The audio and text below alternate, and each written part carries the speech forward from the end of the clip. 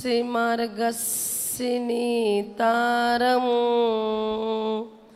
भित्तारं कर्मे भूवृतां ज्ञातारं विश्वतत्त्वानां वन्दे तद्गुणलब्धये वन्दे तद्गुणलब्धये। जय बोलिए देवादिदेव श्री चिंतामणि पार्श्वनाथ भगवान की जय हो।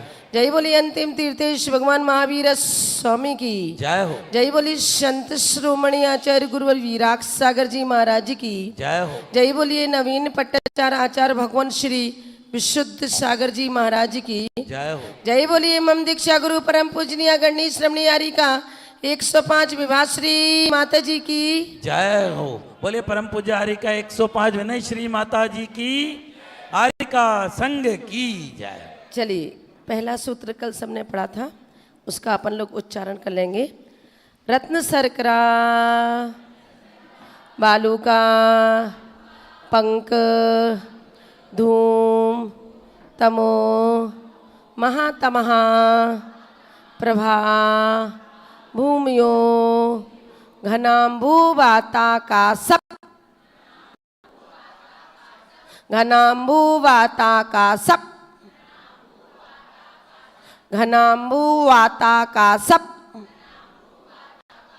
प्रतिष्ठः सप्ताधोदः सप्ताधोदः। पढ़िए सभी लोग।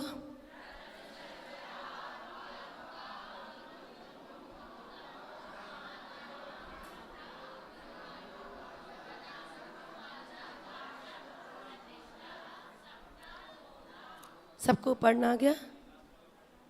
घनाम्बु वाता का सप, जो प्रा बना है वो का के सा के साथ लेना है, संयुक्त चलिए। का सप प्रतिष्ठा सप्ता धोदः धोदः रत्न शर्करा बालू का पंक धूम तमो महातमः प्रभा भूमियो घनाम्बु वाता का सप प्रतिष्ठा सप्ता धोदः।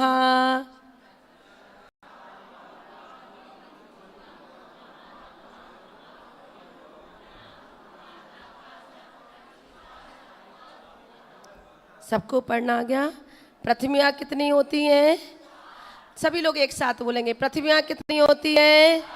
पहली पृथ्वी का नाम, दूसरी का, तीसरी का, चौथी का, पांचवी का, छठवीं का, सातवीं का, आठवीं का। कितनी है? 7। इतनी बात सबकी समझ में आ गई। पृथ्वियाँ कितनी होती हैं? 7। अब चलिए, अब अपन देखते हैं वात वाला है। पेज नंबर हम बता दें। हाँ, 128 नंबर का पेज निकाल लेंगे। अब कितने नंबर का? हाँ, 7 नरकों का चार्ट लिखा है, उस पर चार्ट बना है ना। 128 नंबर पे निकाल लिया सबने? हाँ, अब उसके ऊपर पहली लाइन में आप देखिए क्या लिखा है। नरक पृथ्वी के नाम। पहली पृथ्वी का नाम आपने पढ़ लिया, इतनी बात सबकी समझ में आ गई। फिर इसके बाद लिखा है नरकों के नाम। पहले नरक का नाम, दूसरे का, तीसरे का, चौथे का, पांचवें का, छठवें का, सातवें का, सातवें का, छठवें का, पांचवें का, चौथे का, तीसरे का, दूसरे का, पहले का।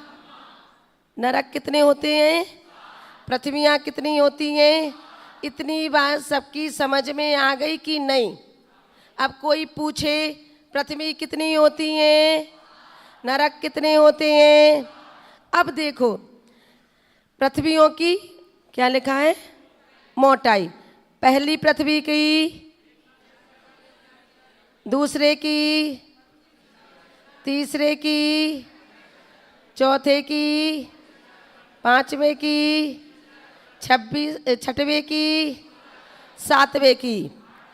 अब सबसे सरल उपाय, सातवें की, छठवें की, पांचवें की, चौथे की, तीसरे की और दूसरे की और पहले की।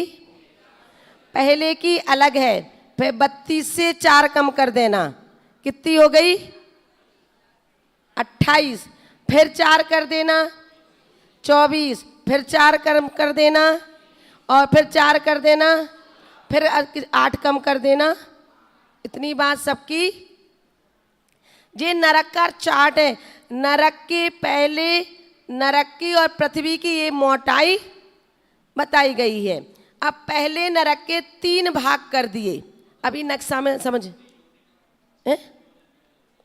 योजन माने इतनी लंबाई चौड़ाई में बना है। अपन के यहाँ जो जमीन होती है वो स्क्वायर फीट में होती है, इतने वर्ग में होती है।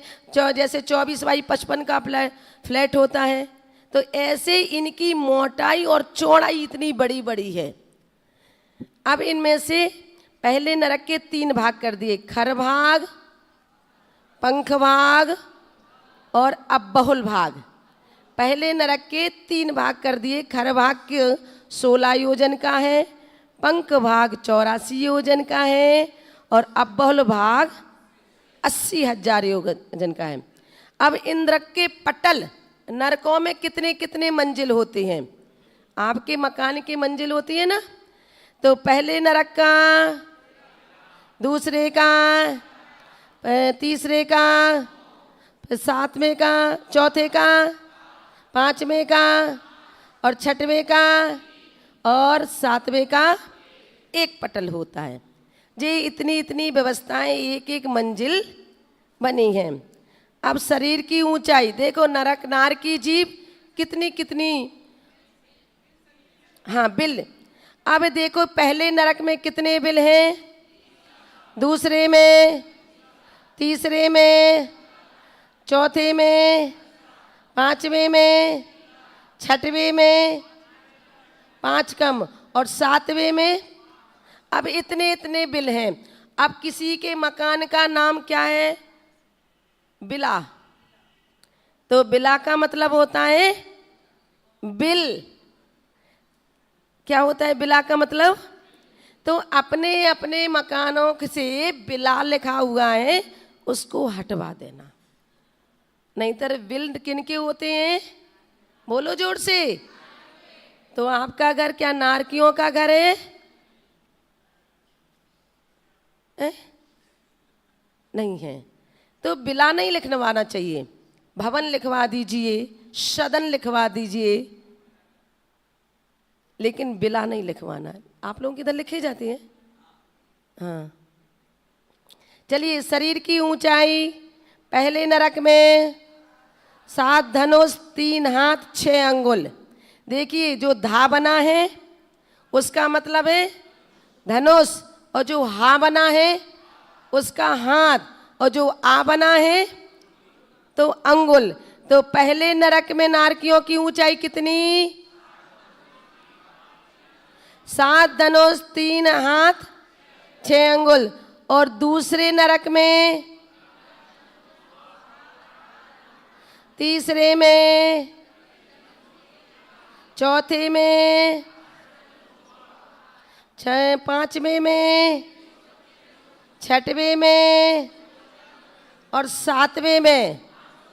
7वें में, 6वें में, 5वें में, चौथे में, तीसरे में, दूसरे में, पहले में।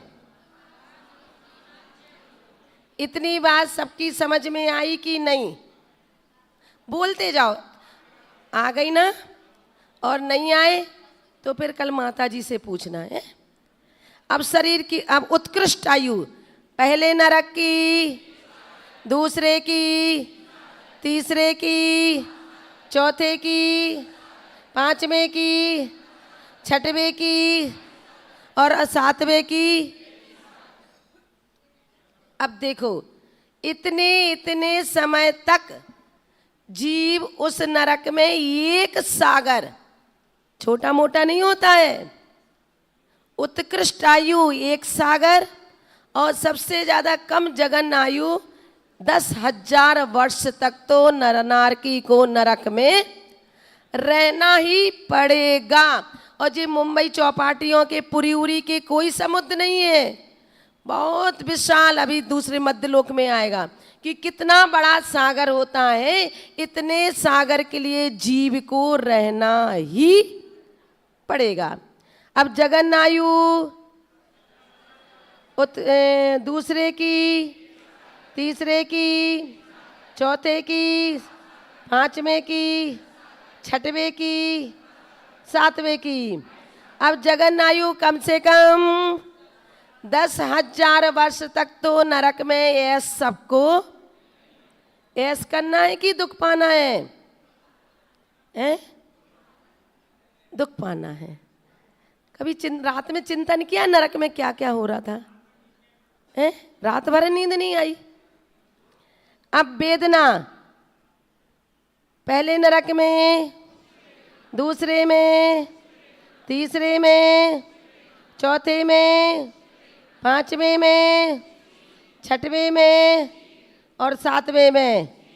ठीक, इतनी बात सबकी समझ में। शीत वेदना का मतलब ठंडी और उष्ण वेदना का मतलब गरम, और ऐसा वैसा गरम नहीं कि जैसे तुम्हें गरम हवा की लपटें लग रही। सो माता जी आज तो इतनी लपट थी, इतनी लपट थी कि घर से बाहर नहीं निकल सके। नरक में ऐसी लपट की भट्टियों से हजारों भट्टियां एक साथ जला दो तो भी इतनी उष्ण वेदना नहीं होगी, उससे कई गुना उष्ण वेदना उस नरक में है।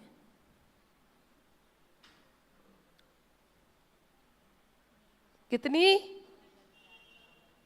कि मेरू के समान लोहे का गोला ऊपर से डाला जाए तो क्षण भर में वो विलीन हो जाए, इतनी जल्दी पिघल जाता है। कांच की फैक्ट्री होती ना, ग्लास की फैक्ट्री, तो उसका कितना टेम्परेचर होता होगा? लोहा, वो कांच जब गलाया जाता है, जिस सड़क से जब टूटी फूटी शीशियों से गिलास और जो झूमर वगैरह बनते हैं, तो उसकी फैक्ट्री का कितना टेम्परेचर होगा? हम लोग एक बार झुमरी तलैया में गए थे, किसी की थी जैन की, तो वो ले गए थे कि लोहे को जैसे अपन दूध फेंटते हैं, चाय फेंटते हैं, ऐसे उस कांच को टेम्परेचर से पिघला के फेंटा जा रहा था, फिर सांचे में डाला जा रहा था, तो जिससे जिस आकार की जो शीशी, गिलास, बोतल जो बनी थी वो बनती जा रही थी, और क्षण मात्र में थोड़ा सा डिस्टर्ब हुआ तो टेढ़ी मेढ़ी बोतल हो जाती थी। मात्र हम लोग 5 मिनट अंदर भी नहीं गए, बाहर के बाहर देख कर आ गए। उधर का इतना टेम्परेचर कि 3 दिन तक सिर का दर्द ठीक नहीं हुआ। फिर नरक की तो देखो, हजारों भट्टियां जब एक साथ जल रही, उस भूमि पर अपन को रहना पड़ेगा। अपन तो नहीं रहेंगे, जितने लोग तत्वार्थ सूत्र में बैठ रहे हैं, ये पक्की बात है, वे नरक में नहीं जाएंगे। अब नरक का मतलब ये नहीं कि तुम सब जने सब पाप करत रहो, समझ में आ जाएगा। तो वेदना। अब उछलन, पहले नरक में 7 योजन 6,500, दूसरे में, तीसरे में, चौथे में, पांचवें में, छठवें में, सातवें में। अब जीव इतनी इतनी ऊंचाइयों से उछलता है उन आयतों पर, फिर गिरता है। इधर तो ऊपर की छत से नीचे गिर जाओ तो चकनाचूर हो जाए, निपट जाए।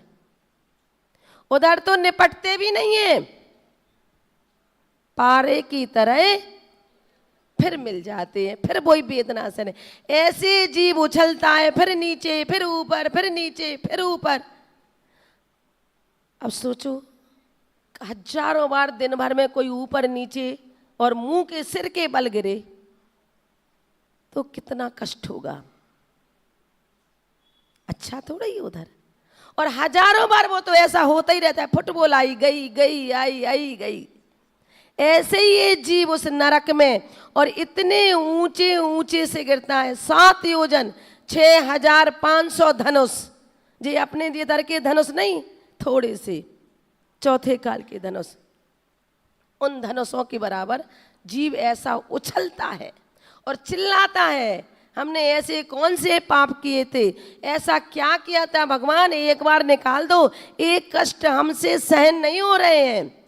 लेकिन बहु कर्म किए मन माने, कछु न्याय अन्याय।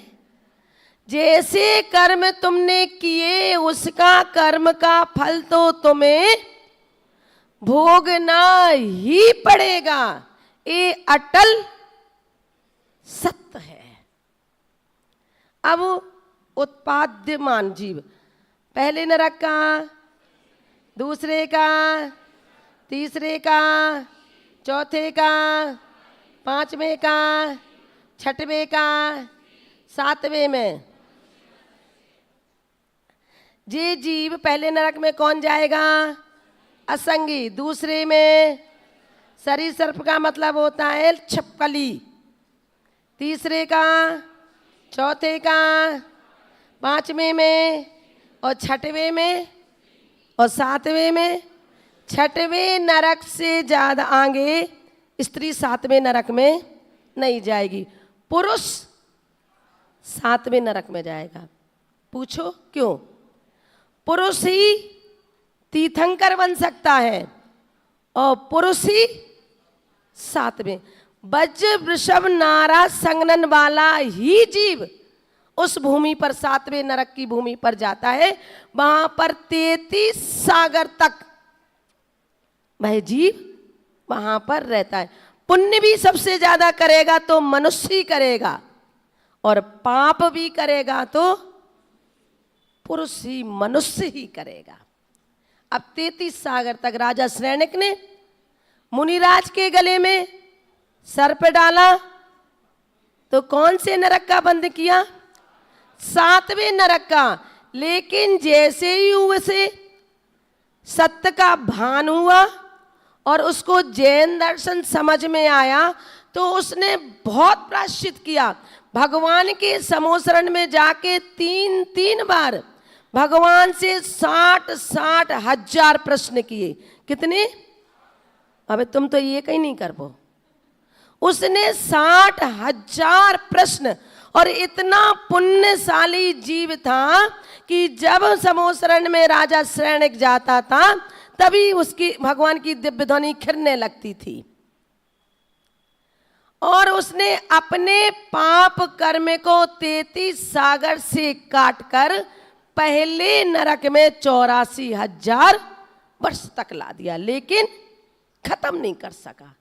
उसने इतनी भगवान की आराधना की, प्रायश्चित की, निंदा आलोचना गरहा की, लेकिन वह नरक को खत्म नहीं कर सका।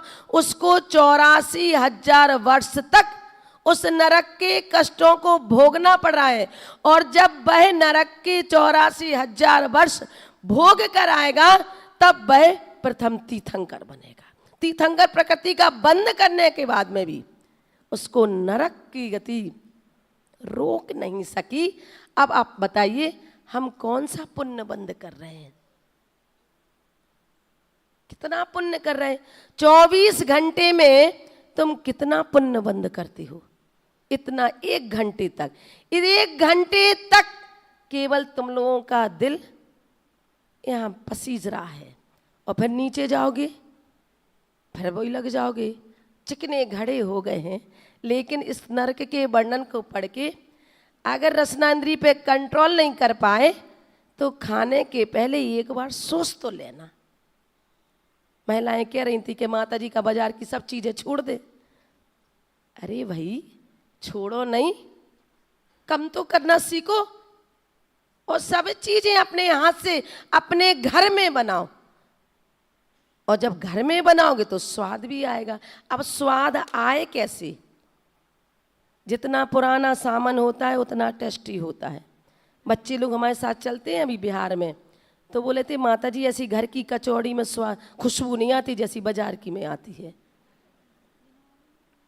बाहर दुकान से निकलते हैं तो आई जाती है, समोसा जलेबी की दुकान होती है, तो भैया उसमें इन जीवों का कलेवा डला है, कलेजा डला है। उसमें जितना पुराना मसाला होगा, जो पुचके का पानी आता ना, पुचके जो बाजार की, उसमें शुद्ध टाटरी अशुद्ध, जिसमें असंख्यात जीव डले रहते हैं, वो टाटरी डाल के वो शुद्ध पानी बनाता है और लोग वहाँ पीते हैं, खट्टा आ रहा है, बाजार का टेस्टी पानी लगता है, जिसमें असंख्यात जीव उत्पन्न होते हैं।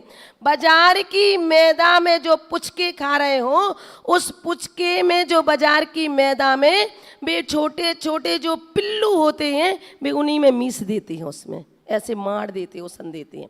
जब वे बिल जाते हैं और फिर वे तल जाते हैं, तो ऊपर जैसे तिल की डिजाइन करते हो, जैसे गोरा आदमी हो और गाल पर एक काला तिल हो जाए तो दूर से नजर आता है। ऐसे ही वे पुचके जब तल जाते हैं कढ़ाई में, तो गोरे चेहरे पर काला तिल दिखाई देता है, ऐसे वे पिल्लू उसमें नजर आती है।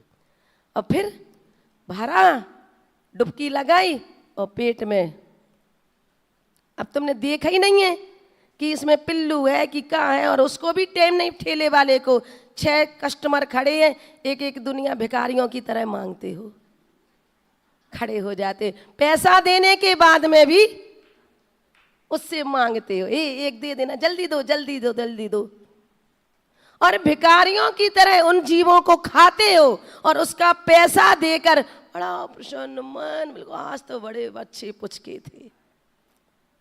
कितना पाप बंद हुआ।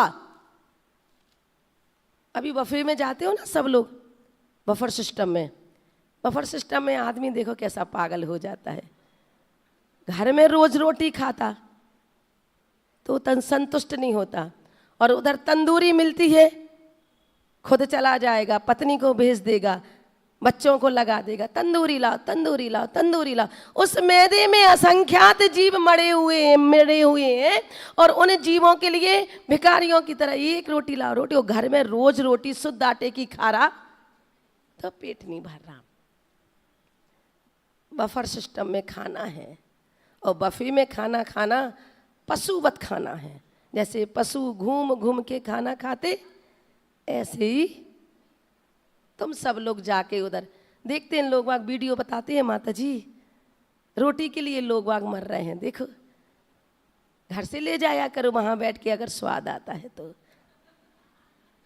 लेकिन नहीं, उसी तंदूरी रोटी में, उसी बाजार की मैदा से, उसी बाजार की सब्जियों से, उसी बाजार में अंजीर डली हुई है, जिसमें असंख्यात जीव जिसमें उड़ते रहते हैं, मरते रहते, वो ही सब्जी टेस्टी है। कितनी देर का स्वाद रहा? 5 मिनट का। 5 मिनट में असंख्यात पाप बंद कर्मों को बांध के नीचे की व्यवस्था कर ले। घर में बनाओ, थोड़ा स्वाद कम आएगा, बस इतना ही अंतर होगा। ट्रेनों में भाई भोजन कर रहे हैं, ट्रेनों का ट्रेन में जो भोजन बनता है, वहीं पर मांस कट रहा है, उसी चक्कू से, उसी से हरी सब्जी कट रही है, और लोग वह खाते हैं नॉन वेज, ग्रीन वेज, लोग वह कहते हैं। बाजार की वस्तु जितने लोग भी खाते हैं, उसमें असंख्यात पाप बंद रहे, कर्म बंद रहे हैं। अब कहाँ छुड़ाओगे? 1 घंटा पड़ गए, उतने में तो लोग बात कहते हैं माता जी 2 घंटे हो जाते हैं। अरे 24 घंटे में से 2 घंटे तक भी तुम समय दोगे तो स्वर्ग हम तुम्हें देते हैं, ये बात हमारी पक्की है। हम तुमसे कोई पैसा नहीं मांगते हैं, कुछ भी नहीं मांगते हैं, तुम मुझे समय दो, हम तुम्हें स्वर्ग देते हैं। इतना सस्ता सौदा है, तुम 2 घंटे हमें दो और हम तुम्हें सागरों की आयु का, स्वर्ग की गारंटी हम तुम्हें देते हैं कि स्वर्ग तुम्हारा पक्का है, मात्र तुम हमें 2 घंटे दे जाओ बस। ठीक है? देखो वे कह रही ठीक है, हम तुम्हें 2 घंटे दे रहे, तुम हमें स्वर्ग दो। इतनी बात सबकी समझ में आई। नरकों की ये व्यवस्था है। उछलन अब जीव कहाँ जा सकता है? सातवें नरक तक कौन जाना चाहता है? कोई नहीं जाता है, मनुष्य की ही सामर्थ्य है। फिर उत्कृष्ट अग्रिम जीव पहले में, दूसरे में, तीसरे में, चौथे में, पांचवें में, छठवें में, सातवें में। उत्पादंतर पहले नरक का, दूसरे का, पांचवें, तीसरे का, पहले का, दूसरे का, छठवें का और सातवें का। किसका कितना संगनन है? पहले का, दूसरे का। संगनन का मतलब होता है ताकत, सामर्थ्य, वो अपन को आगे वाले सूत्र में आएगी। तीसरे में प्रारंभ के 5 और चौथे में, पांचवें में, छठवें में। नरक का समझ में आया कि नहीं? अब कल अपन फिर से रिवीजन करवाएंगे। अब ज़्यादा चाटवाएंगे तो दिक्कत हो जाएगी, चाटो मत। और इसको चाट लिया बिल्कुल दिमाग में तो तीसरा अध्याय बिल्कुल इजी, पूरा समझ में। बस स्नान करना, प्रतिमा कितनी होती हैं, नरक कितने होते हैं, बस। अब कितने कितने सागर की है? उत्कृष्ट आयु 1 सागर, 3 सागर, 7 सागर, 10 सागर, 17 सागर, 22 सागर, 33 सागर। सीधे सीधे इसको बढ़ाते जाना। चलिए, कल अपना विषय कहाँ छूटा था? नारकी का कल जितना पढ़ाया था उतनी बात सबके समझ में कल आई थी कि नहीं? सब जने 1 मिनट में बता दें। कल का विषय सबको समझ में आया था? ठीक। अब 7 पृथ्वियों के बिलों की संख्या अपन ने आगे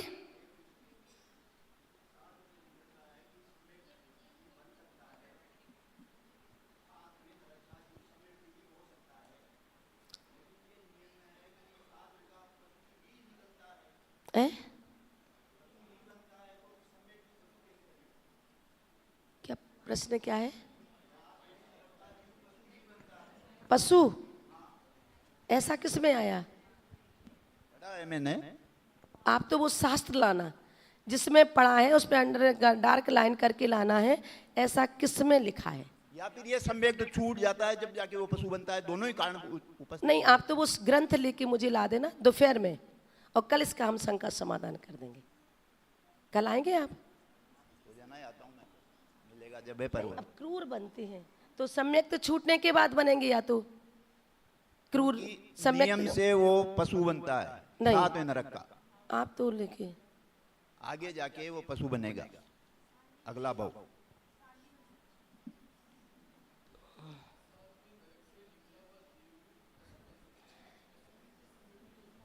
सम्यक्ति होगा, देशव्रति। सम्यक तो पशु नहीं बन सकता, ये भी नियम है। और जे सम्यक्त नहीं तो उसका सम्यक्त छूटने के बाद बनेगा। हाँ, ये हो सकता है। हाँ, ये हो सकता है। सम्यक्त वाला जीव, सम्यक्त दृष्टि जीव पशु नहीं बनेगा, लेकिन उसका सम्यक्त छूटने के बाद ही वो पशु बनेगा। बिल्कुल ठीक। नारकी जीव अब 7 प्रतियों में, हाँ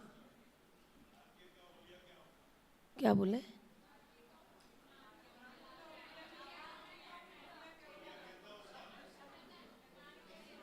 प्रश्न, अच्छा है, आपने प्रश्न कहा है नारकियों की सकल सूरत। अभी इसमें बस वही आने वाला है, अभी बस 2 लाइनों के बाद। हाँ, आगे अभी इसी में आने वाला है। नारकियों की सकल सूरत ऊंट की तरह, गधे की तरह, ऊबड़ खाबड़। अभी बहुत विषय आएगा इसमें, कैसी होगी? अपन के जैसी सुडोल नहीं होगी कि नाक व्यवस्थित है, कान कैसा है, अभी सब आएगा। 7 पृथ्वियों के नरकों के बिलों की संख्या तासु तासु त्रिशत त्रिशत पंच पंच विंशति विंशति पंच 10 10 त्रि पंचोनैक पंचोनैक नरक 7 सहस्राणि सहस्राणि पंच चेव यथाक्रमम यथाक्रमम तासु त्रिशत पंच विंशति पंच दस दश त्रि पंचोनैक नरक शत सहस्राणि पंच चैव यथा क्रमम। पढ़िए एक साथ।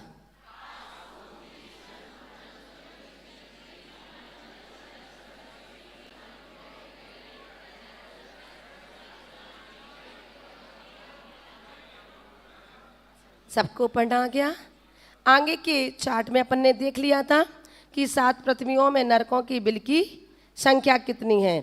तो तासु उन पृथ्वियों की यथाक्रमम क्रम से 30 पंचविंशति पंचदश त्रि पंचोनैक नरक शत सहस्राणि 30 लाख 25 लाख 15 लाख 10 लाख 3 लाख 5 कम 1 लाख और 5 बिलों की संख्या है। आगे के चार्ट में हमने अभी रिवीजन करवाया था। अब बिल किसे कहते हैं? तो नारकियों के रहने के स्थान को, इसलिए अपने घर के नाम को बिला नहीं रखवाना। अगर बिला रखवा दिया तो नारकियों का वह स्थान हो गया। तो बिल जमीन में गड़े हुए ढोल की पोल की तरह, जैसे ढोलक होता है ना, ढोल होता है सीधा पर उसकी पोल जैसा होता है, जैसे कोई सुरंग वगैरह होती है ना, बिल्कुल पोली के समान, अथवा शरीर में उत्पन्न हुए व्रण घाव के समान होते हैं। वहां के शरीर कैसे, जैसे पीप का घाव भर जाता है पीप से, वैसे ही नारकियों के शरीर होते हैं। थोड़े से हाथ में घाव हो जाए और पस भर जाए तो कैसा लगता है? काटता है, कीड़े।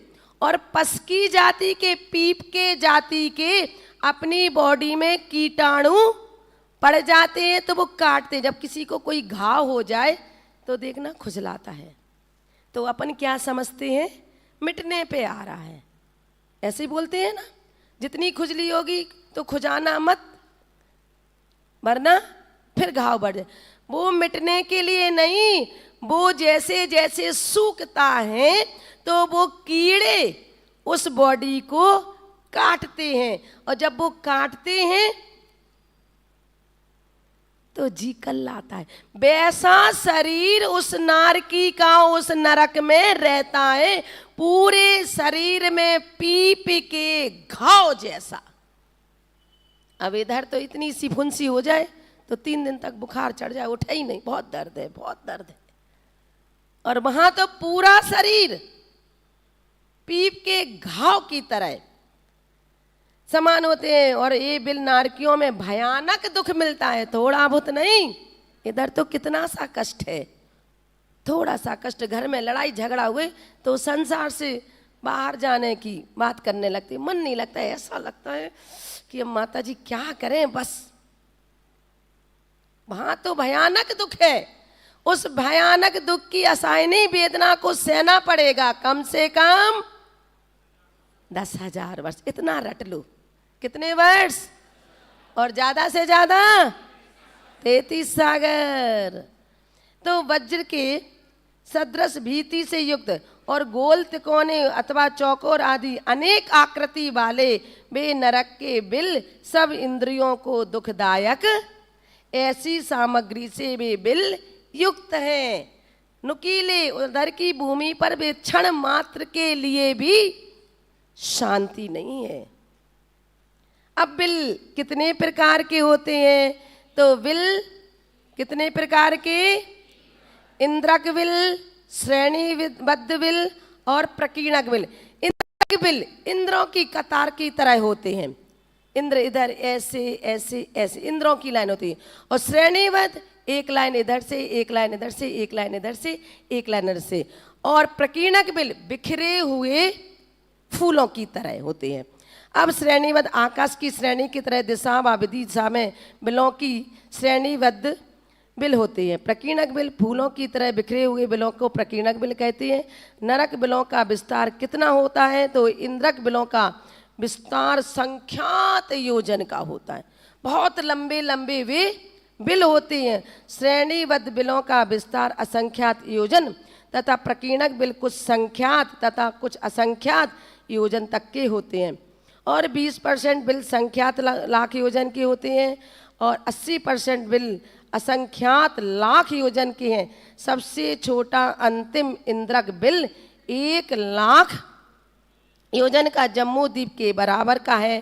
पहला इंद्रक बिल 45 लाख योजन विस्तार वाला होता है। अब सोचो कितने बड़े बड़े वहाँ के बिल, और ऐसे ऐसे बिल में सबको रहना पड़ता है। देवीय शक्ति से संपन्न जो देव संपूर्ण जम्मू द्वीप को पलक झपकने के समय में ही पार कर जाता है, वही देव यदि सबसे बड़े नारकी के बिल में घुस जाए तो लगातार चलते हुए उस बिल के दूसरे किनारे तक पहुंचे तब भी कितने माह लग जाएंगे? 6 माह।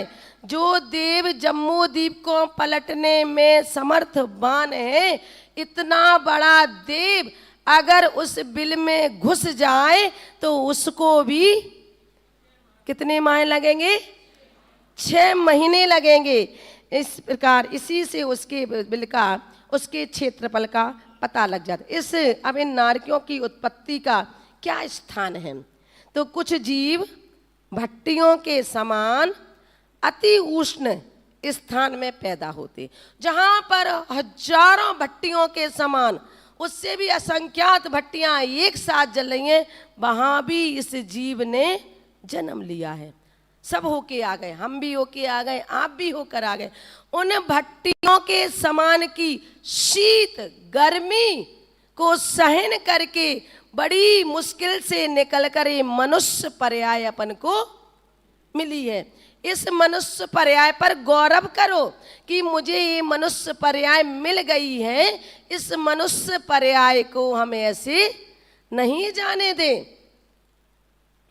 अगर ऐसे ही तुमने इस चिंतामणि रत्न को कौवे उड़ाने में फेंक दिया समुद्र में, तो फिर से ये चिंतामणि रत्न मिलने वाला मिलेगा क्या? नहीं मिलेगा। कई सागरों की मन्नतें की होगी, तब कुछ अच्छे कर्म किए होंगे, वहां की वेदना को सहन किया होगा, तब इस मनुष्य पर्याय में अपन को जन्म लेने का मौका मिला। और कितनी सी पर्याय? केवल 48 ही तो पर्याय मिली हैं। 16 पुरुष की, 16 स्त्री की, 16 नपुंसक की। और ये कौन सी पर्याय अपनी अंतिम है? मनुष्य पर्याय तो अपन बहुत जगह ले लोगे। विदेश में जाके आदमी मनुष्य बन जाएगा, और भी जगह मनुष्य बन जाएगा, और भी स्थानों पर जाकर मनुष्य बन जाएगा, नीची जाति में भी जाकर आदमी मनुष्य बन जाएगा। तो भाई जो अपन धर्म नहीं कर पाए, तो एक मनुष्य पर्याय अपना भव खत्म। विदेश में जन्म ले लिया, जैन धर्म का साधन नहीं मिला तो मनुष्य पर्याय खत्म। नपुंसक जाति में ले लिया तो एक पर्याय खत्म, और कहीं जाके जन्म ले लिया तो एक भव खत्म। अब हो सकता है जे अपना अंतिम भव हो। स्त्री बने हैं, मायाचारी की होगी, किसके लिए? परिवार वालों के लिए। घर में 4 किलो शक्कर रखी है, फिर भी कह रही हूँ शक्कर नहीं है। पति बेचारा खाने को आया, शक्कर नहीं है, कल चाय के लिए जे सामान नहीं है, और रखी है 2 महीने का स्टॉक। तो किसके लिए मायाचारी करके ये बेचारी स्त्री पर्याय को धारण किया है, और अब कर भी लिया है, जैन कुल में आ भी गई हो, तो इस स्त्री पर्याय का छेदन करके आरिका बन के चौथे काल में मुनि बन के और सीधे सिद्धालय में जाना। ऐसी भावना भाया करो। हे भगवान, कब मेरा स्त्री पर्याय छेदन हो और कब मैं आरिका बनूं, और आरिका बन के पुरुष बनकर और फिर से मुनि बनकर चौथे काल की साधना करूं, और मैं इस काल से चले जाऊं।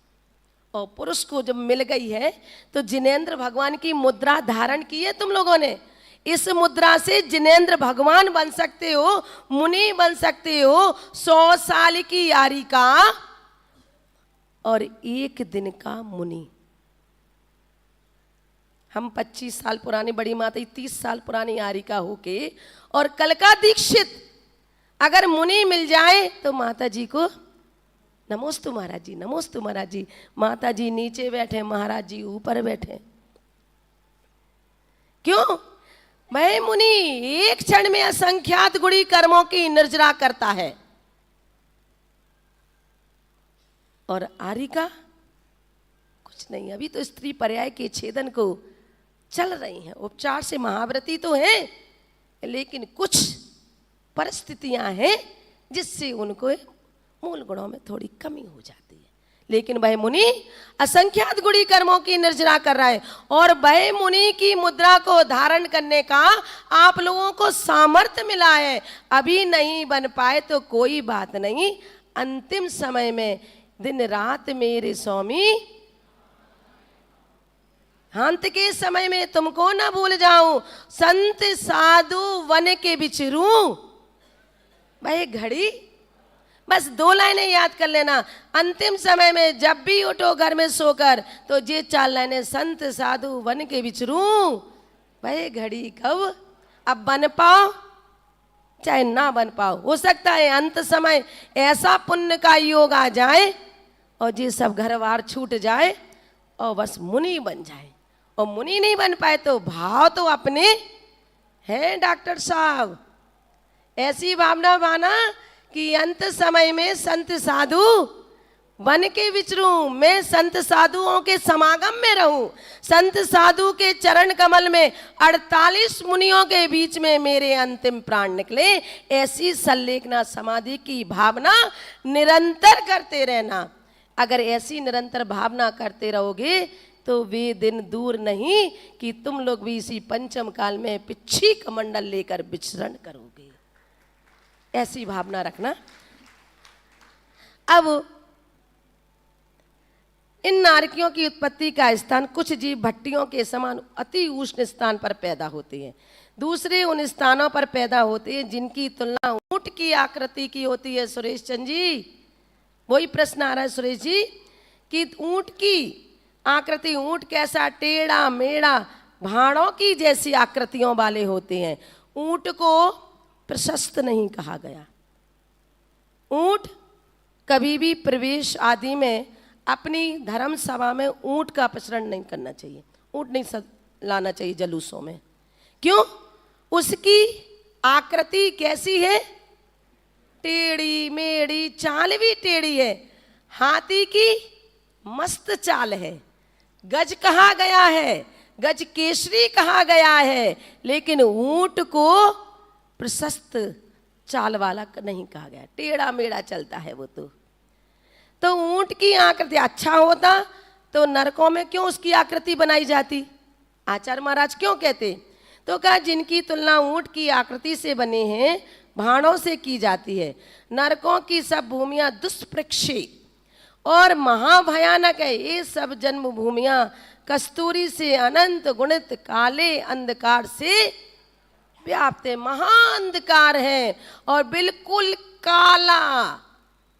अब काले से भी काला जितना हो सकता है उससे भी अनंत गुणा काला वहां की जन्म की भूमियां हैं। उन पृथ्वियों में भी नारकी मधुमक्खियों के छत्ते के समान कैसे लटके रहते हैं? चमदागढ़ की तरह। मंदिर में जितने चमदागढ़ क्यों होती हैं पता है किसी को? मंदिर में ही क्यों सबसे ज्यादा चमदागढ़ होते हैं? और वे कैसे लटके होते हैं?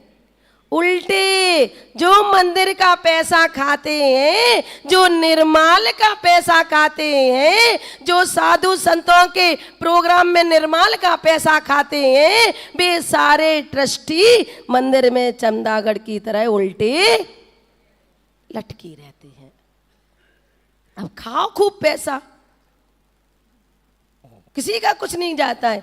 इस बार तुम लग्जरी गाड़ियों में घूम लोगे मंदिर के पैसे से, फिर तो भैया उसी कोने में चे चे चे करते रहोगे और लटके रहोगे, और फिर कोई साधु संत उस कमरे में देखेगा तो कहेगा देखो जी लाइन से सारे ट्रस्टी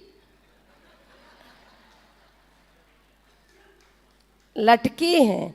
कभी किसी ने देखा साधु संतों के साथ कुत्ता ही क्यों जाता है?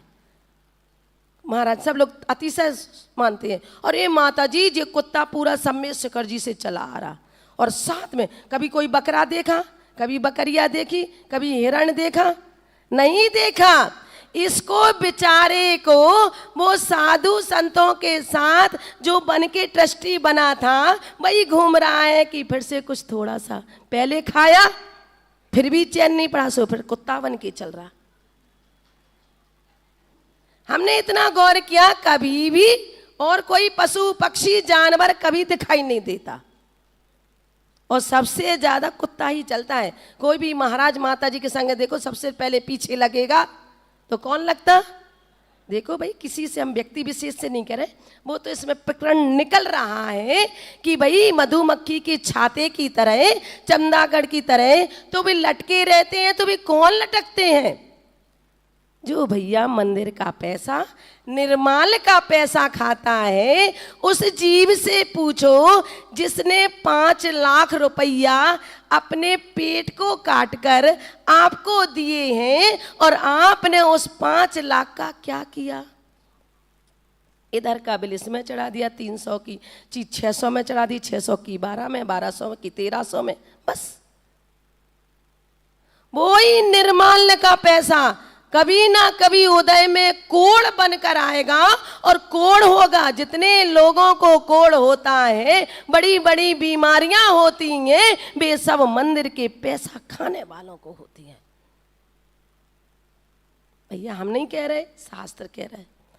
और किसी को खराब लगे तो कह जाओ हमें कौन सा विज्ञान नगर में 4 महीना से ज्यादा रुकना है, चले जाएंगे अपने, ज्यादा से ज्यादा जे होगी। अगले विज्ञान नगर वाले नहीं करवाएंगे तो तलमंडी वाले सही लेकिन करेंगे चतुर्मास कोटा में। लेकिन अपने हृदय पटल पे ये बात रख लो कि क्षण मात्र भी, मात्र लौंग भी अगर अपन मंदिर की खाते हैं तो उसमें निर्मल का, तुम इन चटाइयों पे बैठे हो ना, ये भी निर्मल का दोष है। मंदिर के पैसे से आके तुम इस पर बैठे हो, तो इसका हर जाना भर के जाना। और मंदिर के पंखे यूज कर रहे हो, ये भी निर्माल का दोष लग रहा है। पंखे लाइट यूज कर रहे हो, वो भी निर्माल का दोष लग रहा है। अगर मंदिर की चटाई, पंखा, झाड़ी, कलश अगर आप यूज कर रहे हो तो वो सब निर्माल का दोष है। अगर 1000 की द्रव्य चढ़ाते हो तो 1500 रुपये उस लिस्ट में लिखाना, 500 रुपया ऊपर। सामर्थ्य है तो, अगर सामर्थ्य नहीं है तो कोई बात नहीं। जैन धर्म के प्रत्येक व्यक्ति की इतनी सामर्थ्य है कि वो 3 साल तक का पुछाड़ा मंदिर में एक व्यक्ति भी रखवा सकता है। कभी भी जैन आदमी भिखारी नहीं मिलेगा। पूरे हिंदुस्तान में घूमकर आ जाना, वो पानी और रोटी तो खा लेगा, लेकिन कभी भी कटोरा लेकर तुम्हें सड़क पे जैन व्यक्ति नहीं देखेगा। इतना अपना पुण्य है। और जब इतना पुण्य है तो मंदिर में फुल भर के डिब्बी लाया करो।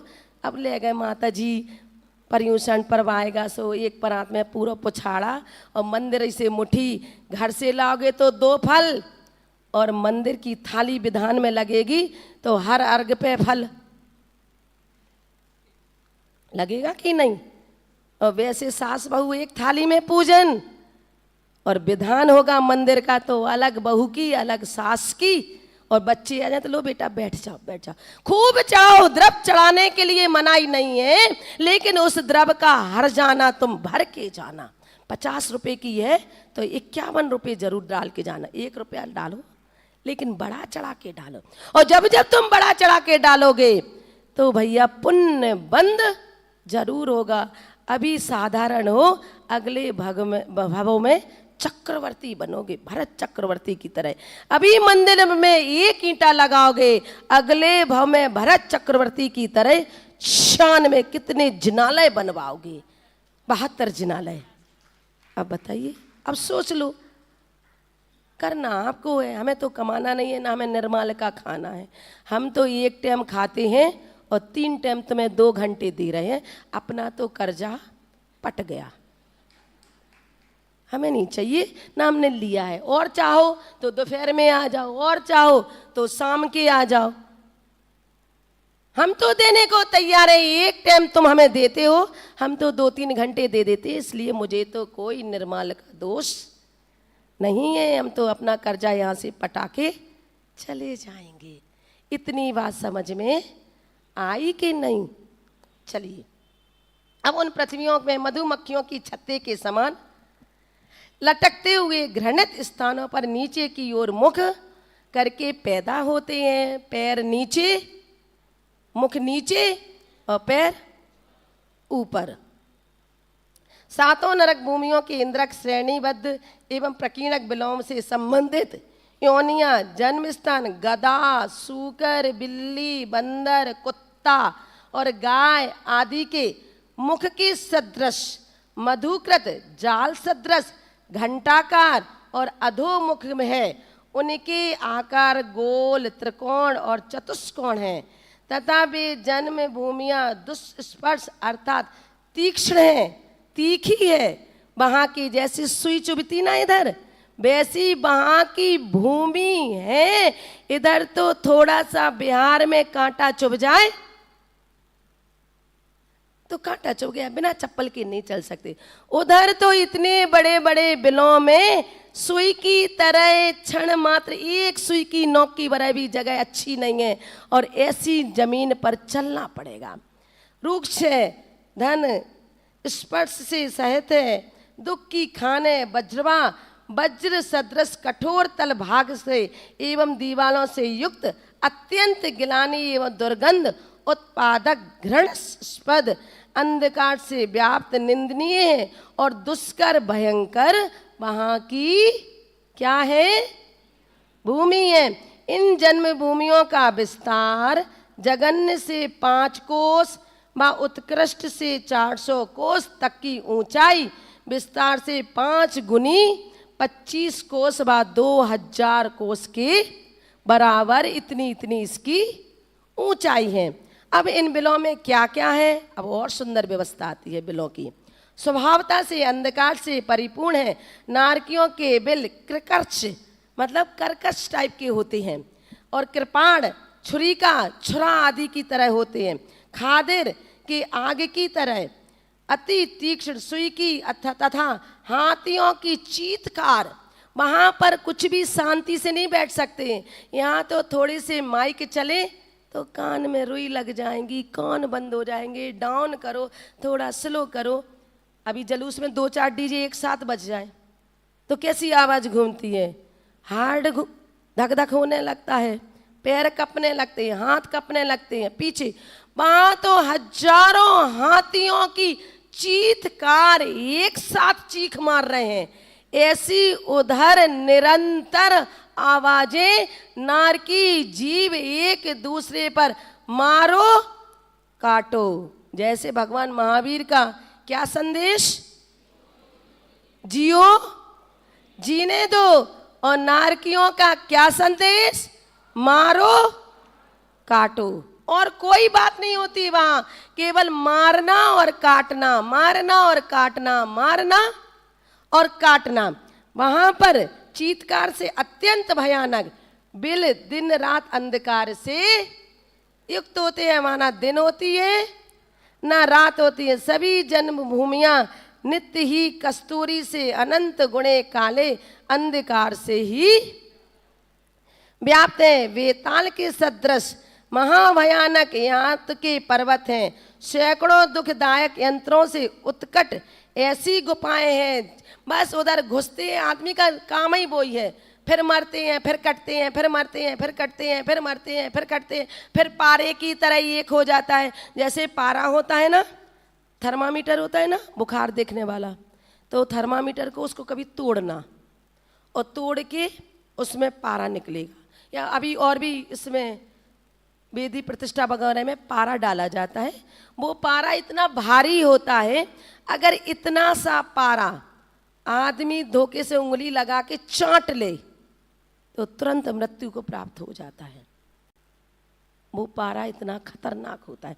और उसको देखना एक कागज पे चला के, फिर बिखरेगा, फिर समट जाएगा, फिर बिखरेगा, फिर समट जाएगा। ऐसे ही वह नारकी जीव पूरे 10,000 1,000 सागर तक जीव वहां मरते हैं, कटते हैं, मरते हैं, कटते, उसको कोई शांति नहीं है, कुछ भी काम नहीं है। एक दूसरे को, तुम पुराने हो, फिर नया नारकी आया, फिर मारा, फिर काटा, फिर मारा, फिर काटा, यही काम रहता है। तो वहां पर गुफाएं, प्रतिमाएं अर्थात स्त्री की आकृतियां व पुतलियां अग्नि कणिका से संयुक्त लोहे की पुतलियों को गरम कर करके शरीरों से चिपकाया जाता है कि खूब तुमने मनुष्य बन के पर स्त्री का सेवन किया था, अब इन पुतलियों को फिर चिपकाया जाता है। और 80 पत्र वन में जो फल, छुरी, खड़क इत्यादि शास्त्रों के समान यंत्रकार हैं, खूब चलो घास पर। आंखों की रोशनी बढ़ती है। कितने लोगों की बढ़ गई भैया आंखों की रोशनी? बता तो दो कोई एक जना आके हम भी चलने लगे तो हमारा ही चश्मा उतर जाए। ऐसा कहीं भी नहीं लिखा है। उस घास में भी अपने जैसी आत्मा है। खूब घर के गार्डन में मेहंदी लगाओ, कैंची से चलवाओ। एक आदमी लगा दिया 20-20 हजार का, वो बेचारा दिन भर वो ही काटता रहता है, घास ही काटता रहता है। वो मेहंदी से वो कटिंग करवा ली, अपने घर का नाम लिखवा लिया, सौंदर्यता दिखा रहे हो। कोई सौंदर्यता नहीं है। उस पेड़ में भी अपने जैसी आत्मा है और तुमने उसकी कृत कारित अनुमोदना की, या किसी गार्डन के बनवाने में, सुंदरता में वृक्षों को कटवाया तो उसका छट्टांश पाप आपके कोठे में जाएगा। फिर नरक में गए, फिर वृक्ष बने, फिर उस वृक्ष के नीचे बैठे तो वे पैनी छुरी की तरह उसमें गुच्छेंगे, फिर कतरा कतरा छोटे छोटे पीस हो जाएंगे। इसलिए गार्डन बनाओ तो कटवाने के लिए नहीं, सौंदर्यता के लिए नहीं। आदमी कैसा पागल है, एक आदमी पे 10-10, 15-15 हजार रुपया दे देता है। अगर वही 15,000 आदमी रुपया अगर आप हर महीने में मंदिर में किसी बच्चे को पढ़ाने में, किसी बच्चे के ट्रीटमेंट में, औषधि दान में, आहार दान में, अभय दान में, ज्ञान दान में दो, तो भैया भाई अनंत गुणा पुण्य बंद बनकर तुम्हारे कोटे में चला जाएगा। अब कोई कह दे का माता जी आप ही लोगन के इलाज है, कमा रहे का हम? कह सकता है कोई कि माता जी इधर आपने बता दिया बाहर की चीजें मत खाओ, जे मत खाओ, और आप तो जब कहोगी तो यही कहोगी कि जितना पैसा है सो दान कर दो। तो कहा आपके लिए ऐसा हो गया? किसी से कहा कि कोई चीज ऐसा कर दो तो बोले माता जी क्या करें, कोई बाहर घूमने जाए। तुमने कि तुम जितने पैसे विदेश जाने में 10-15 लाख रुपए उड़ा रहे हो, अगर तुम जी मंदिर में दे दो तो तुम्हारा ताजिंदगी नाम बच्चों का कोई अगर प्रतिमा रख देता है तो क्या कहते जी हमारे दादाजी ने रखवाया था, और दादाजी विदेश घूम के आए तो कोई बच्चा नहीं कहेगा कि मैं दादाजी विदेश गए थे, और उल्टा कहेगा कि बताओ बुढ़ापे में विदेश घूमने जा रहे। तो बोले कि अरे माता जी हमें एक बात समझ में नहीं आती है, जितना हम पैसा हम लोग कमाते हैं तो साधु संत कहते हैं दान कर दो, तो फिर हम लोग क्या भोगे। तो हमने कहा इसका चिंतन बड़ा गहरा है। इस व्यक्ति ने चिंतन बहुत गहरा किया है। इसकी भवितव्यता भी अच्छी नहीं आई है, उसकी भवितव्यता अभी विदेश में लगी है, अभी जिनेश में नहीं लगी है। तो भैया हमने कहा ठीक तुम विदेश घूमे आ भैया। विदेश घूम के दुबई से आ रहे थे, सो वहाँ फ्री में मिलता है सोना, है सोना फ्री में मिलता है डॉक्टर साहब, सोना वहाँ फ्री में मिलता है। और वो विदेश से ऐसे कहते हैं जितना पहन के आओ उतना ही ला सकते हैं, बैग में रख के नहीं ला सकते हैं। सो बेचारा लेके और पहन के आ गया। और इंडिया के आदमी तो माहिर आदमी का परिग्रह त्याग करवाने में। सो कनपट्टी पे कट्टा लगाया और उतरवा लिया। जैसे एयरपोर्ट से बाहर आया फिर बोला माता जी क्या करें, मैंने कि घूमे आए, यात्रा मंगलमय हुई। बोले यात्रा तो मंगलमय भाई, लेकिन एक घाटा लग गया। बोले काहे? बोले थोड़ा बहुत लेके आ रहे थे सोना पहन के, सो कनपट्टी पे कट्टा लगा के वो उतरवा लिया। तो हमने कोई बात नहीं, जितना पैसा कमाया था वो साधु संतों के लिए नहीं, मंदिर के लिए कमाया था, नहीं कमाया था वो तुमने उस डकैत डालने वाले चोर के लिए कमाया था, सो वो तुमसे ले गया। बस इतनी बात करो। माता जी आप तो कटाक्ष कर रहे हो। नहीं कटाक्ष नहीं, हम सही बोल रहे हैं। जिसके निमित्त से जो कमाता है वो उसको देना ही पड़ता है। या तो वो बेटा बन के आएगा, या पिता बन के आएगा, या माता या रिश्तेदार, या कोई व्यापारी बनकर आएगा तो वो व्यापार में पैसा उधार करके माल ले जाएगा और वो डिफॉल्ट हो जाएगा। अब मांगते रहो, घूमते रहो उसके घर पे, वो भी कह देगा क्या है हमें और घरे ले चलो, सो खाने पीने के लाले पड़े तो खाएंगे पिएंगी। और तो जो जिसके लिए कमाता है वो ले जाता है। तो भैया लोगों की ऐसी सोच है कि भैया जो मकान हमने बड़े बड़े बनवाए हैं ये आपके लिए थोड़ा ही मंदिर के दान करने के लिए पैसा कमाए, अपने सुख के लिए।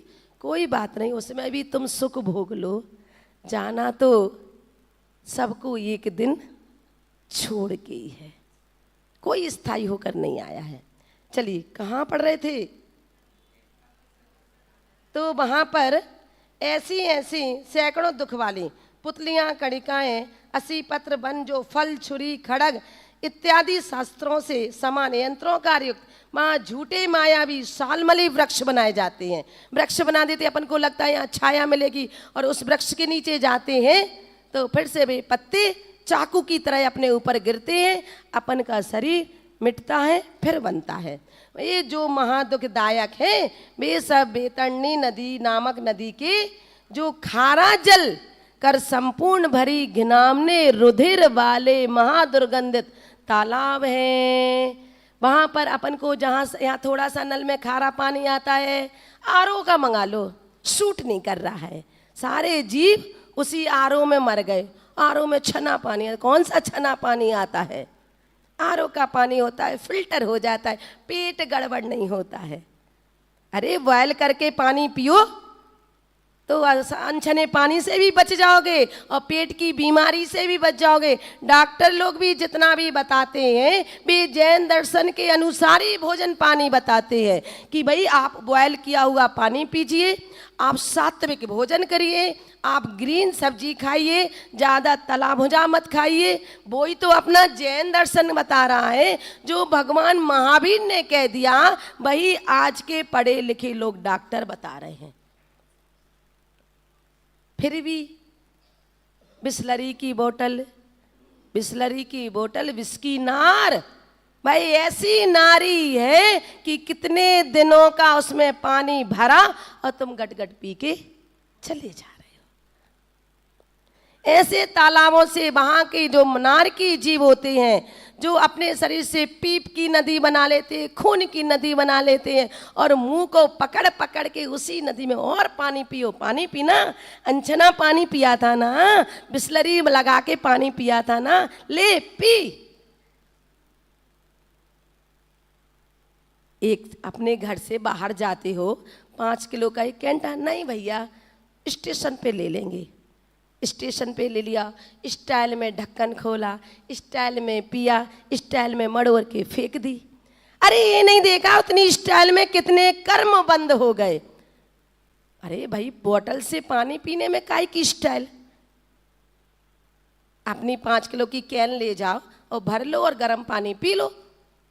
और कौन से तुम्हें पीएम मोदी तुम्हारा सत्कार स्वागत करने आ रहा कि तुम बिस्लरी की बोतल पी रहे हो तो गोल्ड मेडल देने आ रहा।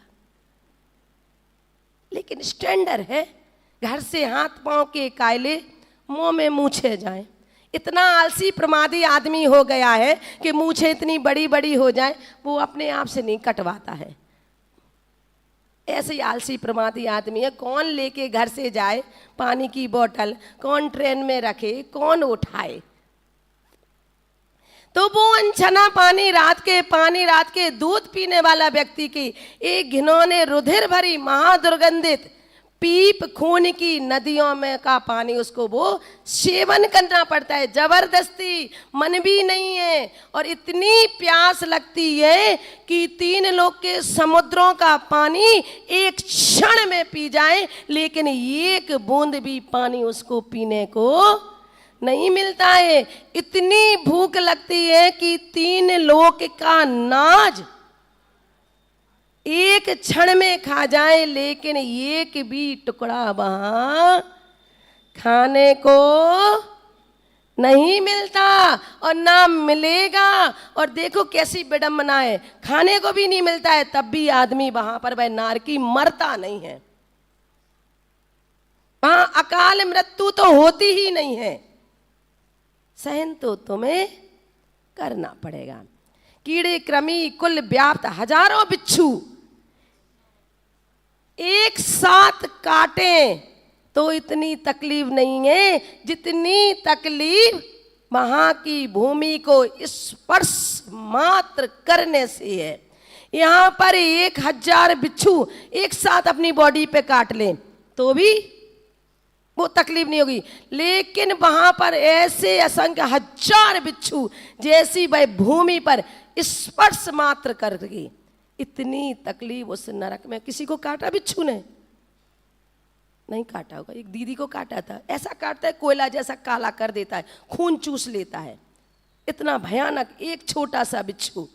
पर वहां तो हजारों बिच्छू जैसी वेदना उस भूमि को छूने मात्र से है। समय आपका हो गया। एक और है, नरक के बिलों की कैसी दुर्गंधित होती है।